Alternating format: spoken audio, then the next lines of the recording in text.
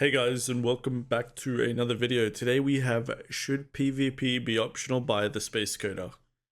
Now, the title's spicy, the topic is spicy, and it always splits the community in two, and that's CIG's fault because they haven't really drawn a line or had a clear, transparent stance on all of this because they're trying to market it to everyone, so they don't want anyone to feel excluded. And so they kind of play it safe when it comes to this debate. Where am I? You guys know where I am with this. I lead a hardcore PvP organization called Shadow Moses. We kind of see ourselves as the villain in the narrative of this game, I guess. We probably play the bad guys, I guess you could say. And yeah, hardcore PvP, so obviously we're pro PvP, but I like to think I've got a pretty good balanced take.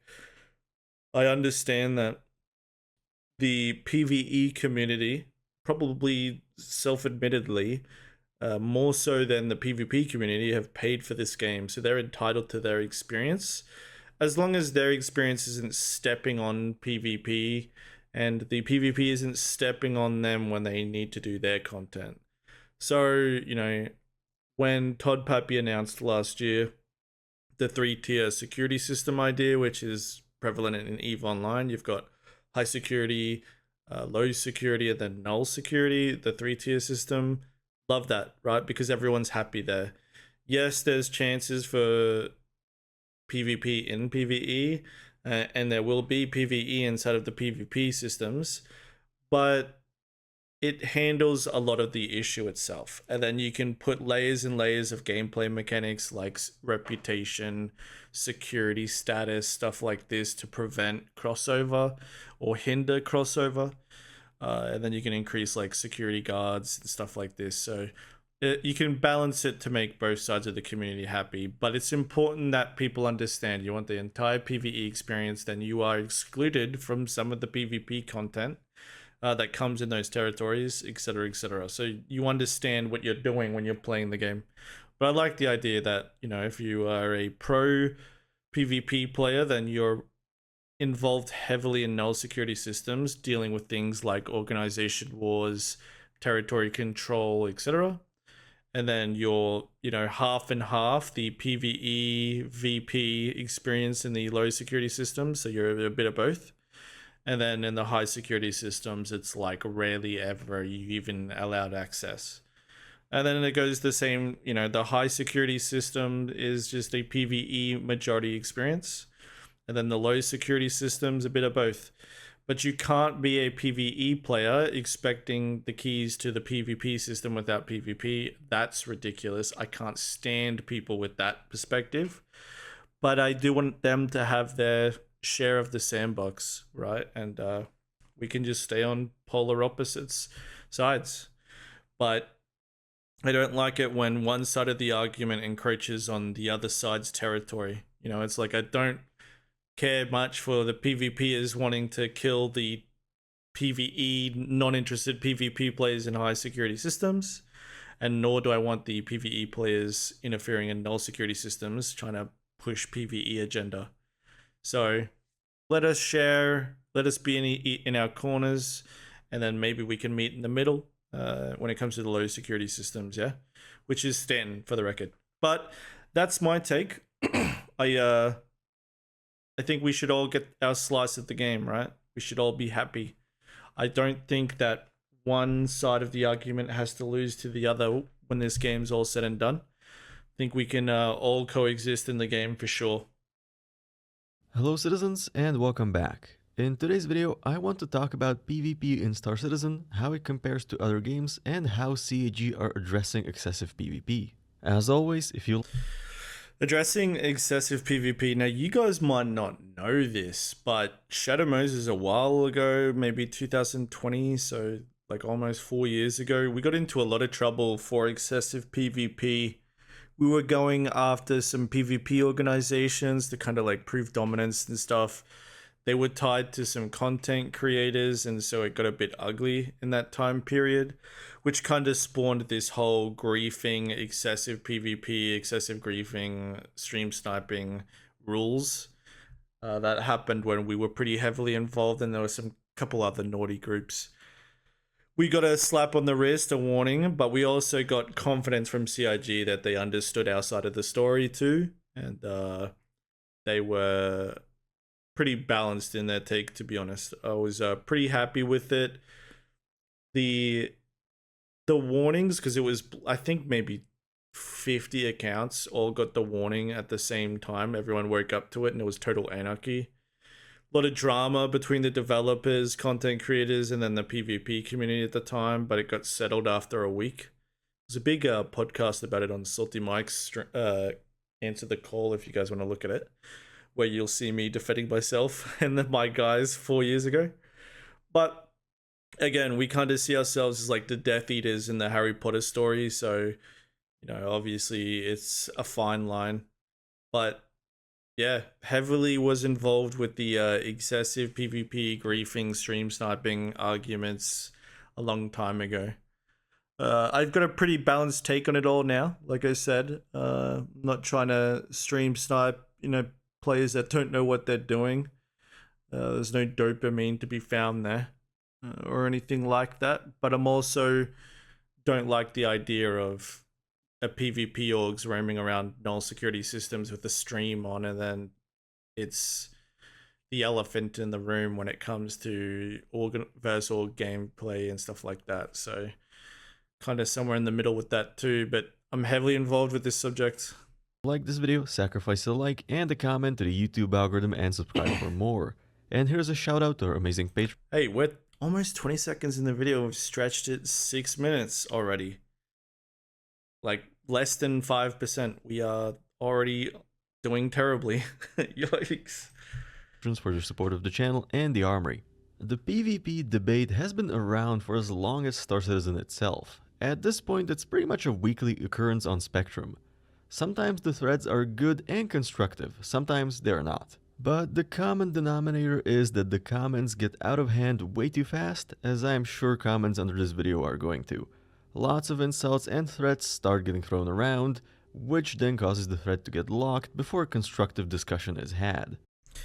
Dude, the problem is Spectrum. It's so effing bad, man. Like, it's so bad.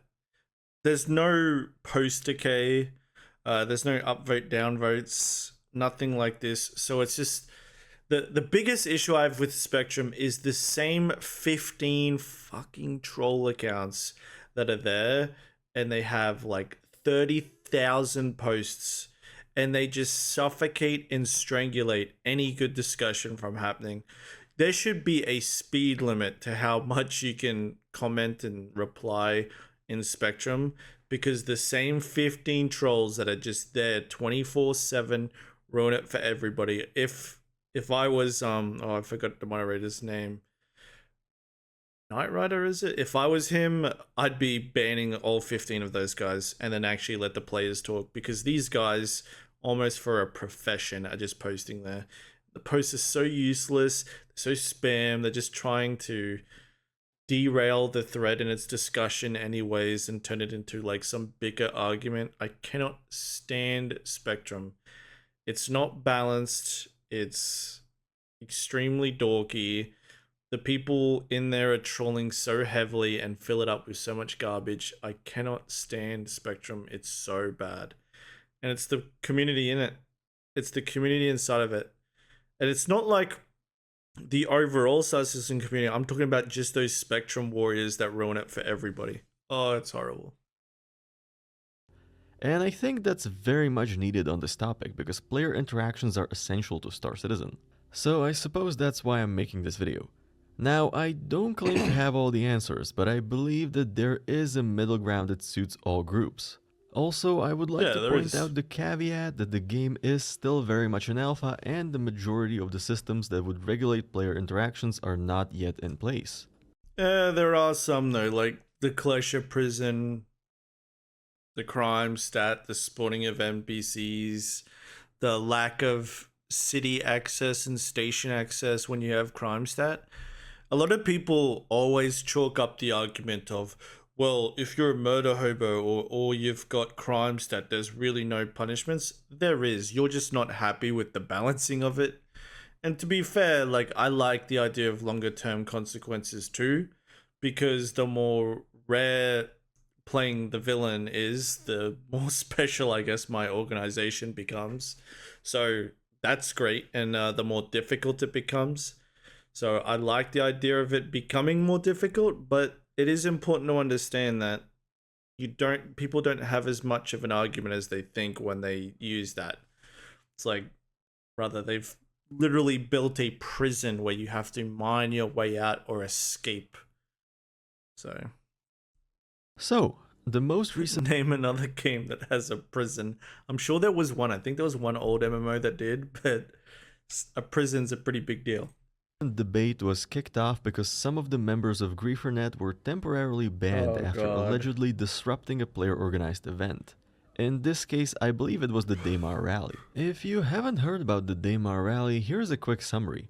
The Daymar Rally is an annual racing event that takes place on Daymar. It is essentially an endurance race on the surface of the moon. So let me provide some context here. It wasn't the Daymar Rally, it was an event run by some Europe content creators.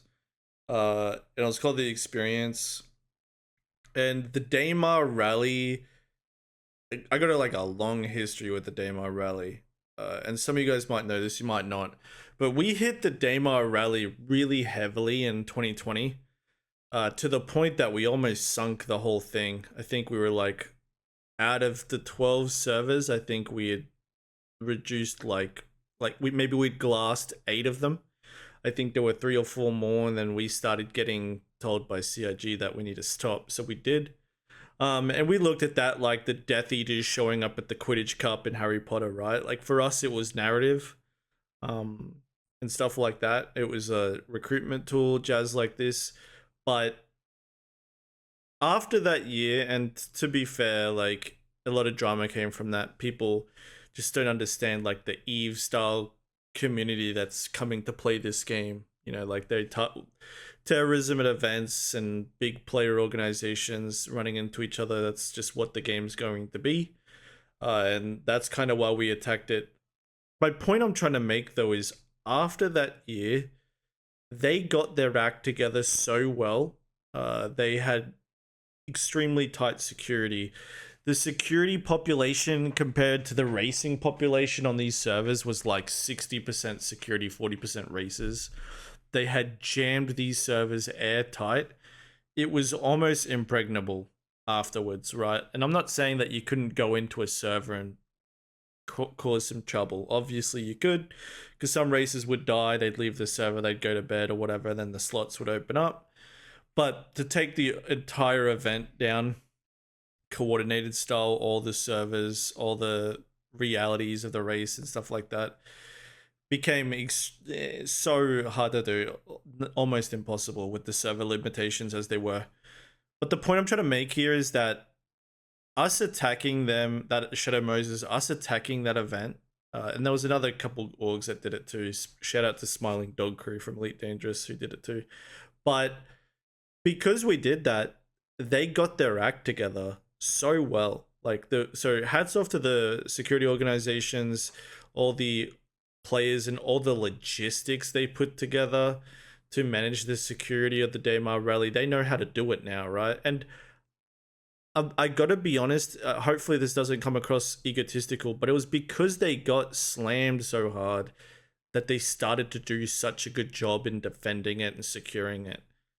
Now, the event that Space Coder here is mentioning was The Experience, and I think that they're really lazy when it comes to the security of their events. When you're planning something as big as they did, and they're advertising it, billboards, content creators, Discords, Twitter, YouTube, when you are advertising it this much, you're just painting a gigantic target on your back that you need to be ready for, and you need to understand the game for.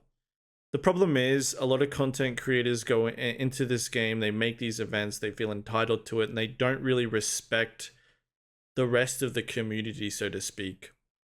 So when you make an event like this with so many eyes on it, thousands and thousands of players are aware of it through one means or another, you have to account for who are the community in Star Citizen.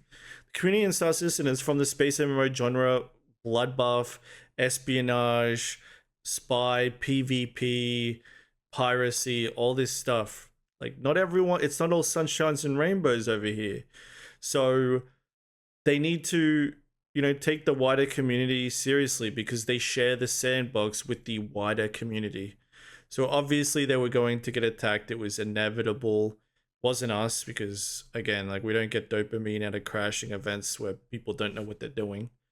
But with that being said, I don't think they respected the wider community and all the PvP community, so to speak. And so they didn't invest in their own security.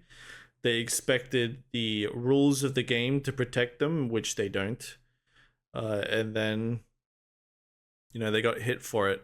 Now the problem is the boy, the boy who cried wolf, the organization that hit them, has never cared or respected for the rules, like, ever in the entire existence. So the only people who know the truth of the story is the administrators at CIG that go through the server logs and can see, how did you get from A to B? How'd you get into the server?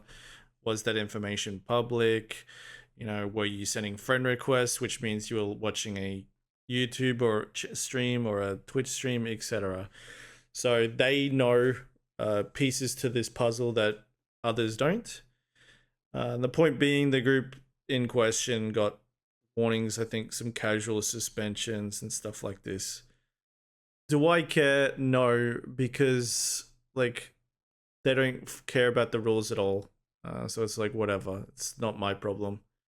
But I also am lenient to the idea that there should be terrorism, there should be piracy, there should be the bad guys out in the verse to make room for the good guys. But the issue is that they need to coexist on a fair playing field, and nobody should get the VIP treatment.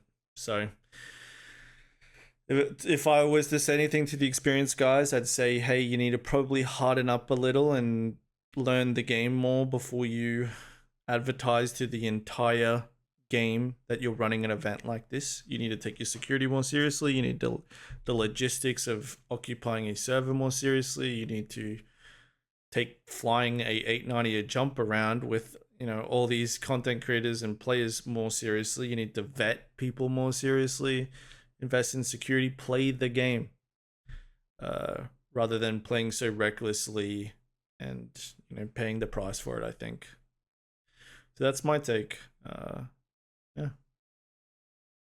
It has been around for several years now, and the team behind it are very talented and passionate about bringing this and other events into Star Citizen. Now, while the Daymar Rally is a player-organized event, it has become a major event in Star Citizen in general. And it has even grown to the point where it has attracted external companies as sponsors.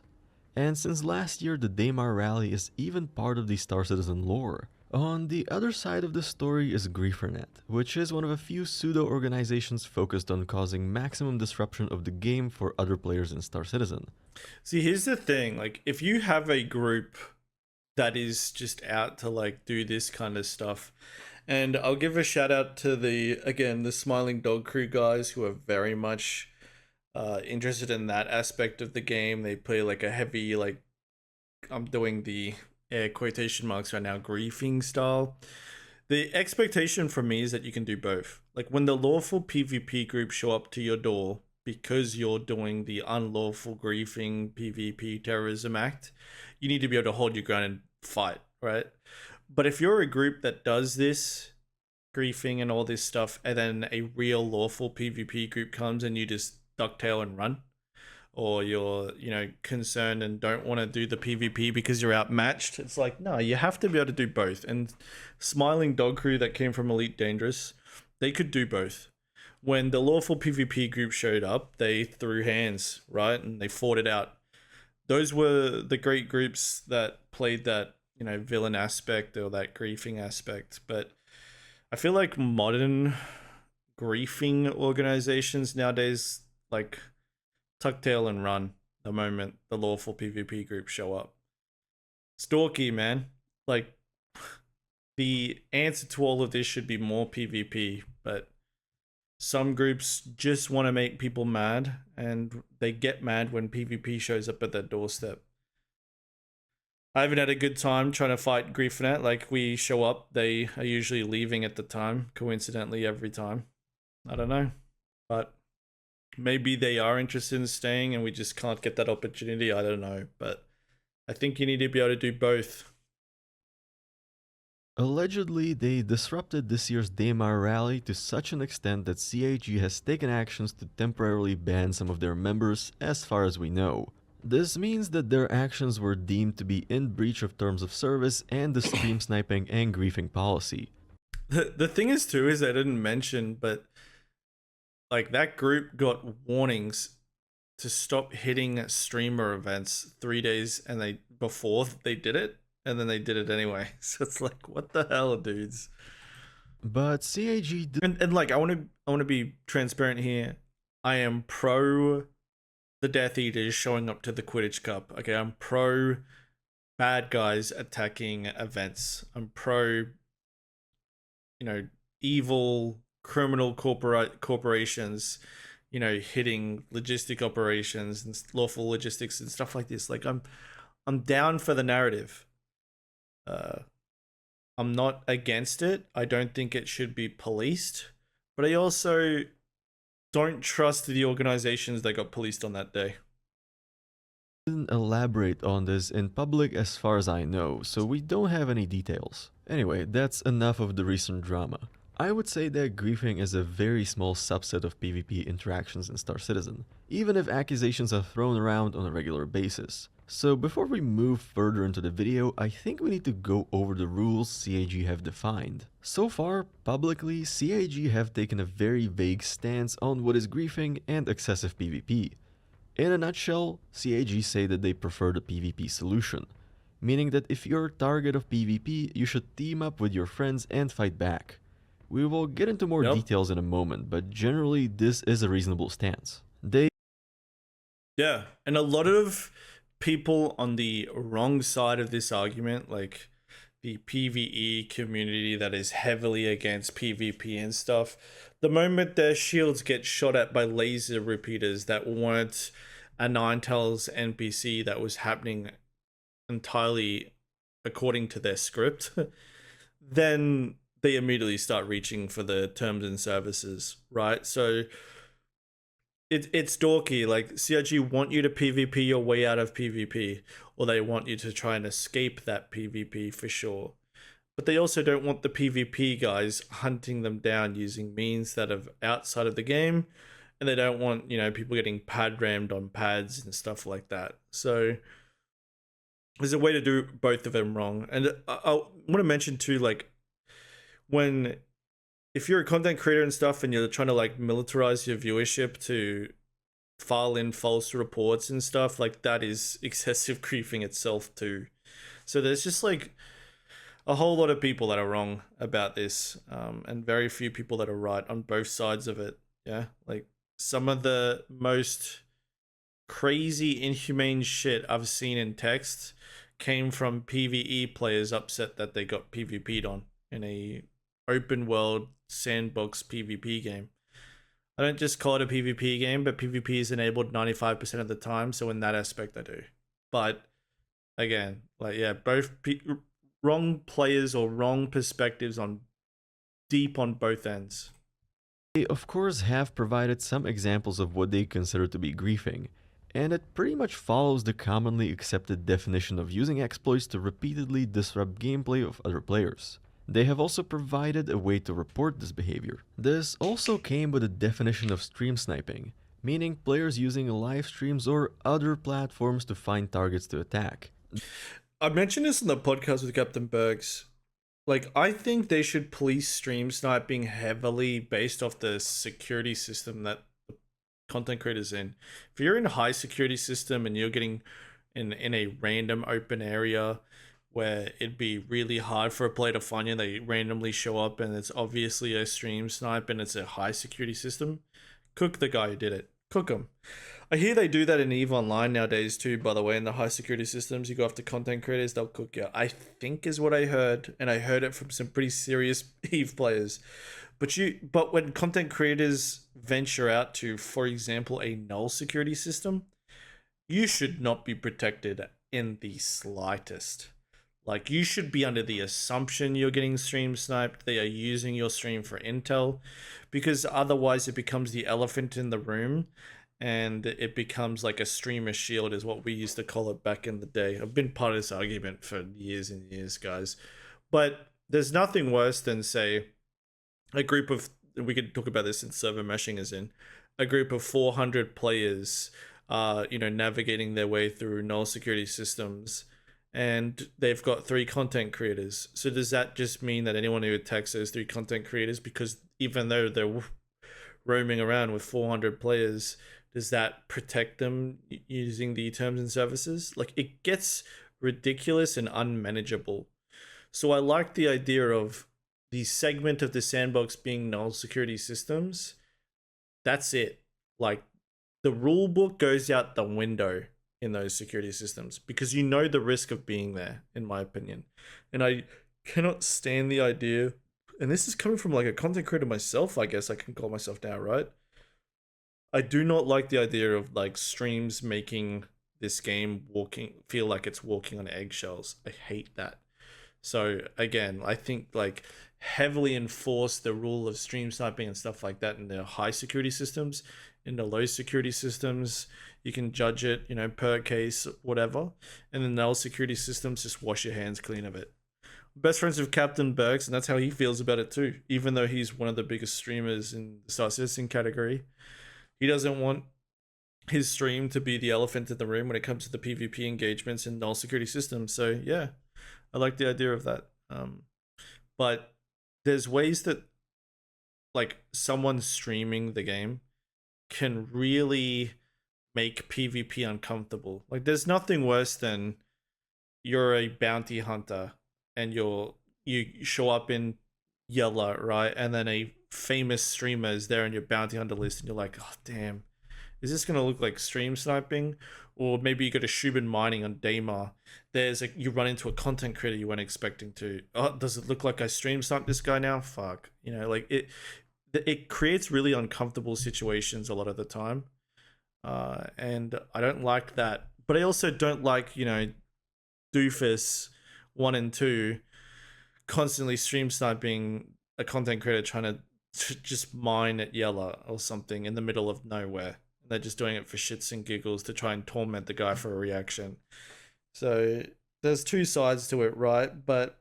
And I think that based off the security system should directly scale with how hard it's policed. This specifically refers to infiltrating Discord servers and similar. We're at 30 minutes and we're 3 minutes in. Gee, man, what is with me? Out-of-game actions. The problem with these is that it's extremely difficult. What do you guys think about this? The stream sniping versus not stream sniping debate. Like, do you think stream sniping, for example, should be... this is not even really a good argument. What do you guys think about the whole stream sniping thing? If you broadcast your location, should you be responsible for your own safety? Because you're broadcasting your location. How about that? Let me know what you guys think in the comments, yeah? To link the in-game consequences to a specific person, which makes it very difficult to punish the perpetrators. I would also like to point out that in-game scouting and infiltration are valid tactics to be used in PvP interactions. But by being in-game actions, they can't be mitigated and defended against. When players face actions that originated out of the game, it's difficult to do anything about it. And that's why perpetrating such actions should be against the TOS. But now, why haven't CIG publicly stated the full list of offenses, their investigative process, and the potential consequences? Simply put, it gives them the discretion to investigate and address each report individually. This essentially frees them from having to adhere to inflexible rules. And this way, after punishment is dealt, the person can't say that someone else did the same thing and were punished differently. Yeah, no, it's also their responsibility to make the rules like clear cut, like absolutely clear cut. This is where the line is. You can go up to it, you can't go over it. People say that that's exactly why they don't have the rules as transparent, because they want to leave it up to interpretation. Otherwise, players would crawl right up to the line. But that's how it works. That's life. That's how the law works in real life. So I think the rules should be very transparent. They should be very clear. Maybe they could even be sophisticated, you know, like I mentioned, tied to the scaling of security systems, etc. But I want it to be a clear picture. And with Star Citizen 1.0 on the horizon, as they described, it sure as shit better be clear for that.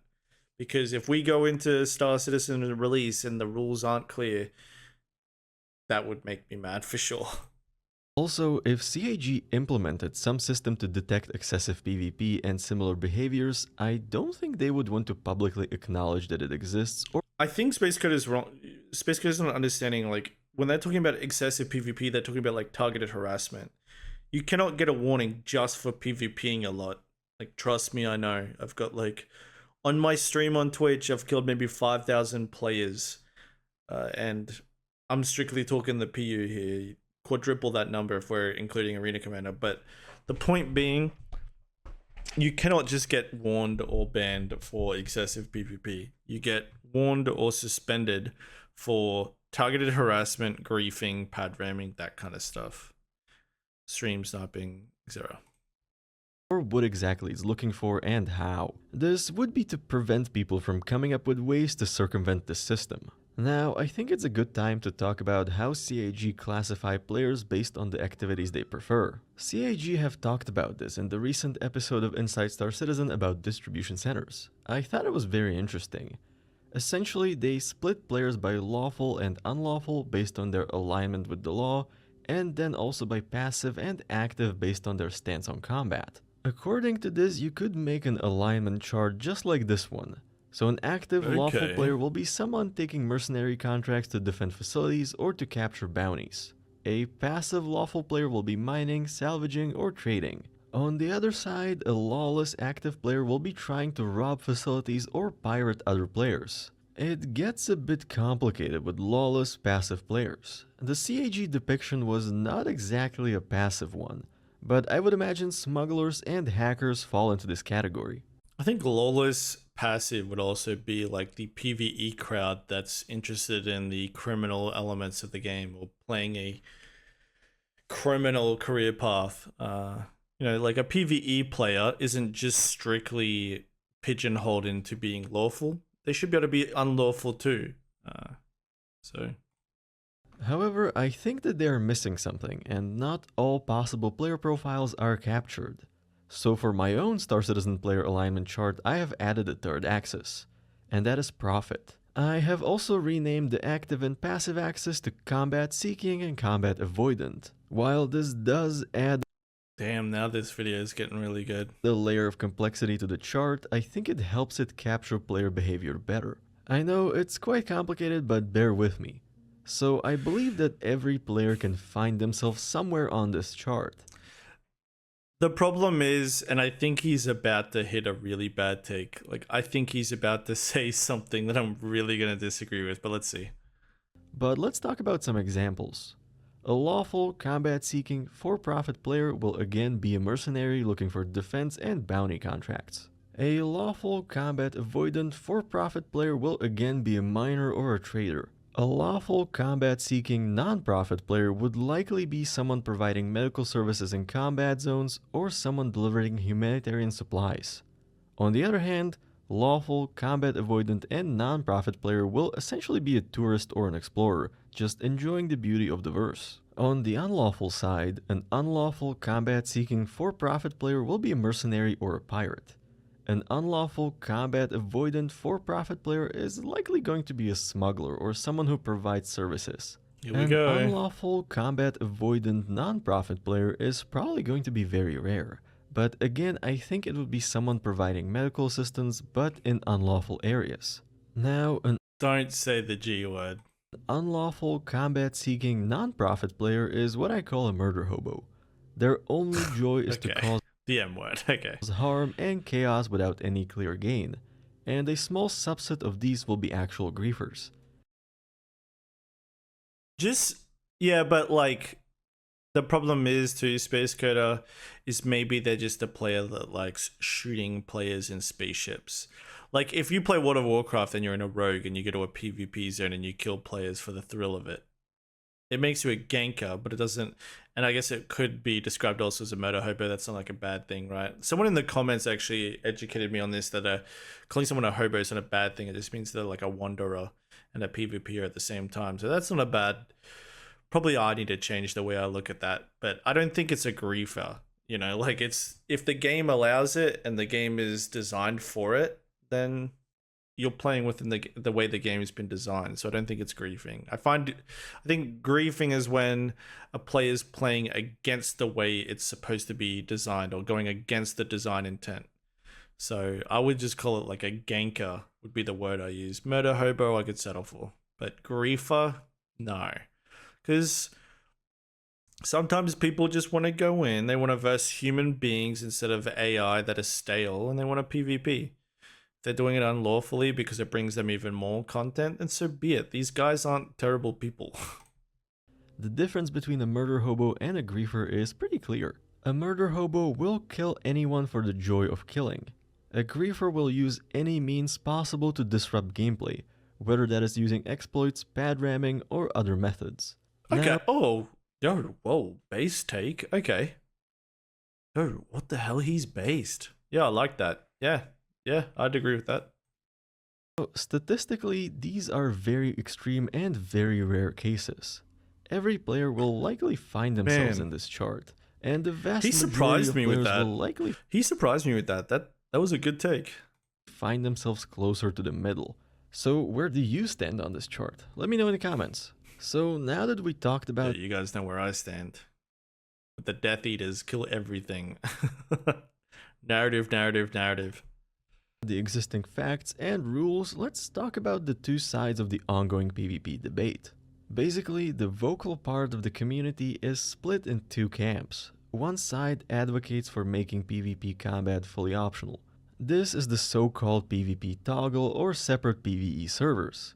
On the other side, you have mostly PvP players saying that Star Citizen was supposed to be a player versus all game, so a PvP toggle makes no sense. The pro-separation group brings some interesting arguments. The gist of it is that players currently have very few ways to defend themselves or rather prevent the attack before it happens. Just do the soft prevention, right? Which is what EVE is. EVE is known as the most cutthroat sandbox PvP game outside of like Rust and stuff, right? But on a large scale and in space, it's EVE. EVE separates it very well. Like maybe 60% of the EVE's community or player base is inside the high security systems trying to avoid PvP for the most part. But PvP will catch them eventually. But it's a far rarer experience. But it's not completely forbidden, right? Like if people want to go to the lengths, the balancing is against the guys in high security doing the PvP. It's stacked against them so heavily, but it's still possible. I like this idea, right? Like, so PvP players really have to go through all kinds of lengths, all kinds of grinds, all kinds of tasks to achieve PvP in a high security system, meaning you're not completely safe, but the majority of your experience, a huge amount of it, will be purely PvE. Let them have their game. But it goes both ways. If you want a PvE in a null security system where the rewards are greater because the difficulty is higher because you're versing human beings rather than AI, etc., then you need to be completely open to PvP. I like the idea of the soft separation using system security tiers, not a toggle or separate realities. That's ridiculous. Everybody doesn't get the whole cake, okay? Like, you get what you want out of it. You don't get to have it all. It's unfair, it's ridiculous. We don't need two separate games here because there's gameplay loops in the middle, like piracy, etc., where it isn't exactly just PvP, and it isn't exactly just PvE, and you're having to catch players that are not interested in PvP. That's the entire definition of piracy. So It's not black and white like that. A toggle would be a terrible idea, and it's not coming either way. For anyone who doesn't know, they made an April Fool's joke about the slider being in the PvP slider being introduced. It's not coming, okay? Like, abandon that quest. They make jokes about you guys when you're trying to push that agenda. You're literally a April Fool's joke to them. Starting to realize April is coming up. I need to plan my April Fool's jokes. But you know, CIG liked the meme on that. So, but I also think that the PvE crowd deserve their corner in the sandbox where 99% of their experience is without PvP. I mean, I got a balanced take on it. Combat mostly tends to disrupt gameplay rather than create emergent gameplay. And while those are valid and interesting points, I think it's a bit early in the development to tell how CIG want to... Oh, he used the early word. It's 12 years in. It's not early, brother. No. To handle this. And while they do have some systems in place, I'm going to talk about those later. First, I want to take a look at some findings from other games. It's a universal fact that excessive PvP and griefing lead to poor player retention. This was found not only in Elite Dangerous, but also in EVE or DayZ and even in New World. New World especially had a problem with recovering even after special measures were introduced. Yeah, but let's also look at the other side of this argument, right? New World changed their experience from being a quote-unquote PvP heavy griefing game to a more PvE and controlled PvP game, and it fell flat on its face. People don't realize this, or you might be misrepresenting it, but New World is not having anywhere near the success they planned to, and in their eyes fell extremely short of what their hopes were. So keep in mind, you make a PvE game, it needs to be recyclable, it needs to have a constant stream of development and design, and it's extremely hard to keep a player base interested in a PvE game. Yeah, so let's just like keep in mind, New World could have arguably been a way more successful game if it had PvP, because PvP is recyclable. It's up to the community to create the content for itself. EVE Online has a higher player base concurrently every day, at 20 years old, than New World does in 2 years, the most modern MMO right now. Yeah, like, New World was a terrible MMO. Yeah, like, for all the money they spent, for all the new technology, the updated graphics, all that jazz, it is not done well. So people are like, well, look at New World, and they use it as an example. Well, look at New World's lack of success. Look at how uninterested the gaming community is in that game. It's getting outweighed by these very old games. So, and I'm not just saying like New World should have been pro PvP, you know, through and through, but let's just not use it as an example of success when it is quite the opposite. And that's because I think they changed the route. Because they made it such a casual PvP experience, you know, like the pre-planned bases, the wars, the siege mechanics having player limitations, the PvP toggle. I think that's what ruined the game, because it was half and half and not one direction. So Elite Dangerous does have a solo mode, which is the yeah. Elite Dangerous does have a solo mode, and it's also dying very rapidly. They're like about to finish development of it. They've stopped developing it for consoles. Elite Dangerous is doing terrible. It's completely fallen off. It's dying harder than most games are dying. And my understanding is the studio is starting to set it off into the sunset. And I think they've given, correct me if I'm wrong, I hope I'm right with this, and I hope I'm not misrepresenting it, but I think they've announced a date which they're going to cease developing it any further, I think, right? Maybe wrong. But my point being, Elite Dangerous is a terrible example. It's not a success story. It's a utter failure story. Equivalent of PvE servers in Star Citizen. Essentially, it allows you to play in the live universe, but without meeting any players. I wasn't able to find any concrete data from Frontier on how many players use solo mode and how many players use open play. Most unofficial reports suggest an even split or slightly leaning towards solo mode. Elite did have a problem with excessive PvP in open play. Yeah, because of the guys I mentioned earlier, Smiling Dog Crew. Oh no, my cat just walked over this. Great. There you go. Okay, let's figure out where Supposed to be a player versus have a problem with excessive PvP in open play. Frontier eventually addressed this by introducing very harsh in-game penalties to players who exhibit murder hobo behavior. This is mostly in the form of in-game fines, bounties, and reputation loss, which lead to the player losing Which is good balancing mechanics, right? We like that. Access to resources and logistics, which eventually undermines their ability to continue. DayZ faced a similar problem, which was impacting player retention. The developers introduced limited safe areas and very harsh reputation punishments for excessive killing of other players, though the game's reputation never quite recovered. Another game that took a major player retention hit was Darkfall Online. It was a full loot open PvP MMO, and it initially faced major issues with excessive PvP.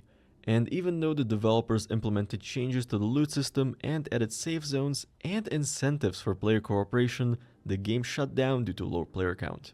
And of course I have to mention Eve. Eve is famous for open PvP and generally a very harsh learning curve. It did face issues with low retention of new players due to relentless PvP and very harsh losses on death. Eventually, safe areas for new players were introduced as well as improved tutorials. The game has recovered and the core PvP element remains. Also, Eve offers other Yeah, I think Eve is a good example of what to do right, yeah? Like, let both sides of that argument share their corners of the sandbox. Do not make them immune to each other. And a soft boundary, right? Like, again, making it extremely difficult to gank in a high security system, but make it possible. But again, extremely taxing, extremely difficult compounding effects to trying to do it, because we don't just want, you know, entirely safe experiences away from PvP, but it should be, you know, ridiculous odds. Stuff like that, right? And it's the same way, like, you know, there should be difficult PvE, rewarding PvE and PvP systems as well. Just good balance, but soft boundaries. Again, I want to be clear though, I don't much want griefing PvP orgs just preying on people in high security systems. I want it to be a monumental task, and not just some black or white boundary, like you can't even enter the gate. Like maybe you have to pay pay a dealer to get reputation to allow yourself through the gate and smuggle you through, and then you have to navigate around extremely difficult AI and then only attack targets in high security systems that are away from lawful stations and like in ice belts and stuff like this, and then getting back out the system's extremely difficult, and death equals losing even more reputation and then getting exiled out of the system, stuff like that. Like layers and layers and layers and layers of balancing towards that. But I think you know, it can be done, and exactly like Eve, I think Eve is a great example of this working. As the success besides combat, so but keep in mind too, right, like there is some games, PvP games, that got converted for a more encouraging PvE content driven experience that fell flat on their face because of it. New World I would put in this category, and Last Oasis, if anyone played it. You know, the first couple months of Last Oasis is the most fun I've had on the internet. The PvP was insane, and then developers felt like it was a mistake because they couldn't capture the PvP audience for a long time because the gameplay got stale after a while. Instead, they blamed PvP, tried to push it in a PvE direction, and now the category is lucky to have 5 viewers. In comparison to the first couple months where it had hundreds of thousands of viewers. So it's very easy to make a very bad and ruin a very high potential game with PVE also, okay? Keep that in mind. Like Elite Dangerous is no great success story. And some of these games that did create mechanics to completely isolate PvP from PvP or outright remove them, failed because they did so. So there's two sides of that coin. Have multiple options. Of course, there are games There's a good way to do it both, right? that don't have issues with PvP. One example I can think of is Elder Scrolls Online. The main reason ESO didn't have any issues with PvP is because PvP is limited to certain areas and players have to very willingly travel to those areas. Everywhere else, PvP is reserved for consensual duels. It also has level scaling to make PvP more balanced. There are other examples such as Guild Wars or Albion Online. However, the common elements between these are that PvP has a very well defined set of rules and guidelines, and in some cases even areas designated for it. Also, they reward both sides of the fight in some way, meaning that the loser doesn't get discouraged. And they offer alternative options besides PvP. Actually, even a fully PvP game like Foxhole offers non-combat gameplay. In Foxhole, logistics, construction, and resource management are very important. And players who don't want to fight can find a lot of success in doing these supporting activities. Oh man, this is what really gets me going. I love this because I love the idea that the PvE community could work for the PvP community. You want to create a symbiotic relationship between PvP and PvE, then have the PvE players sell their efforts to the PvP community, which creates security contracts, good relationships, a necessity to maybe not gank certain groups or certain players, will make them depend on each other, in my opinion. And then we can all be happy, we can all be engaged and immersed in it. I love the idea that, you know, like the PvP players don't just want to do PvE, so they should be able to rely on the efforts of PvE, and that justifies them. It justifies not ganking them at every opportunity, justifies creating a good relationship with other organizations, trade deals. It just gets layers and layers and layers of fucking cool, you know? So, love the idea of this. So that's what EVE how is, does right? Star Citizen do this? That's what EVE is. The economy, the surrounding systems in null security that surround high security in the center are dependent on resources coming out of high security to operate.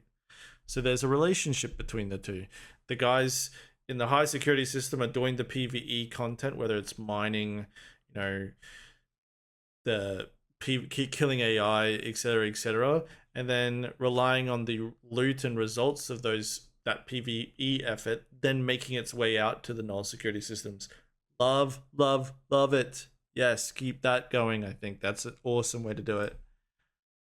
Star Citizen is technically a full loot MMO with open PvP, but it also has limited save zones. And there technically is a system of punishments in the form of crime stat and jail sentences. There will eventually also be a reputation system that will make murder hobo behavior a lot more difficult by removing access to resources. And I love that too. You could describe me as a murder hobo. I'm sure some of the viewers do not like hearing me say that, but sadly it's the truth, guys. I enjoy as much PvP as I can get. Not afraid to play the villain of it, but I'd also play lawful PvP if it meant there was more PvP. So keep that in mind, but yeah. Also, once multiple star systems are implemented, some of them will have a higher security status. This will technically create a way for players to opt out of PvP by simply relocating to an area where PvP is very difficult. But at face value, it's difficult to say if this will be enough to discourage excessive PvP. But I think that CIG is not done implementing features to prevent this. I am very curious to see how Reputation is going to impact this. I think CIG are very well aware of the potential issues when creating an open PvP game. I am sure they have a lot of features to regulate PvP and keep it productive and in the designated areas. I also think there is a very good reason they don't publish any information on related features. First of all, this topic tends to generate a lot of drama in the community. Also, as I mentioned before, giving information on these systems generally leads to people finding ways to get around them. Also, I think that measures to control excessive PvP are very low priority for CAG at the moment. It's much more important to get other features like server meshing and additional star systems before reputation and regulation comes in. Yeah, so I agree. As long as the designated areas are entire systems and it's not like 10% of the area is designated to PvP and then 90% is PvE, because then you lose the argument with me entirely. Or I wouldn't settle on that, sorry. But my point being, I want, tiered security systems are just the obvious answer. They shouldn't be black or white boundaries. It should be not binary, so to speak, but some pretty harsh boundaries that aren't absolute, I think is the key. And make the PvE and PvP crowd dependent on each other, yeah? Like maybe the PvE players that are inside these higher security systems and low security systems are reliant on resources coming out of the PvP systems, to which they can make deals, trade deals, buy them off the market and stuff, and vice versa for the PvP players needing some stuff coming out of high security systems. That would encourage integration between the two, allow people to dabble on both sides of the coin and enjoy the game, while also protecting the players that want to sit in their aspects of the game, that their reasons they're playing Star Citizen. A good take. Oh, I actually thought that take was really good. I didn't like the game examples because I think some of that is wrong. Some of those games that did go those directions didn't have the results they were looking for and could be argued as failures when it come to their desired success, right? But I loved that video. I was actually surprised at how good it is.